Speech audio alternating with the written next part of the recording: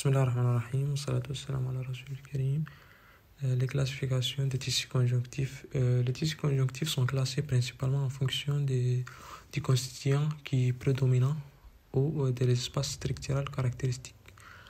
Tissu conjonctif embryonnaire, on a les tissus conjonctifs mésenchymatèses, est un tissu conjonctif dont les constituants principaux et les substances fondamentales on trouve dans le cordon ombilical. Le tissu conjonctif muqueux est aussi caractérisé par la prédominance de la substance fondamentale trouvée dans le pouls fœtal. Et au niveau du cordon ombilical sous forme de Wharton. Tissu conjonctif adulte. On a le tissu conjonctif lâche est un tissu conjonctif au prédominant la cellule, surtout cellule mobile, formé le chorion au niveau de l'épiderme et dans le séreuse. Le tissu conjonctif dense est caractérisé par une prédominance traînée de fibres collagène.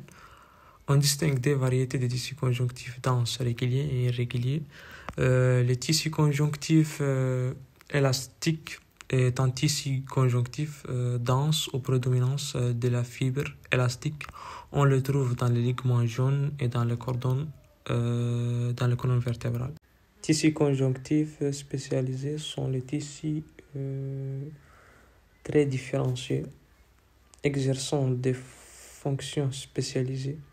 On a tissu conjonctif réticulé. Est un tissu conjonctif spécialisé dont principal constituant sont les fibres de réticulés et les cellules dites réticulées.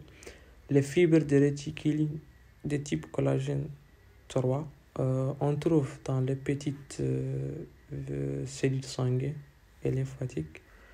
Des tissus adipeux est un tissu conjonctif au prédominant des cellules appelées cellules adipeuses ou adipocytes. On distingue deux types de tissus adipeux ou graisse, la graisse blanche et la graisse brune.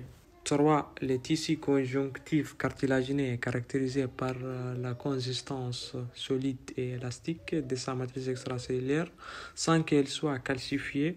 Elle est formée de cellules isolées appelées chondrocytes qui sont logées dans la quine appelée chondroplastes, séparées par des travées composées de substances fondamentales amorphées et d'une fait réseau cartilageux. On distingue trois types de cartilage adultes, les cartilages hyalines, les cartilages élastiques et les cartilages fibrés.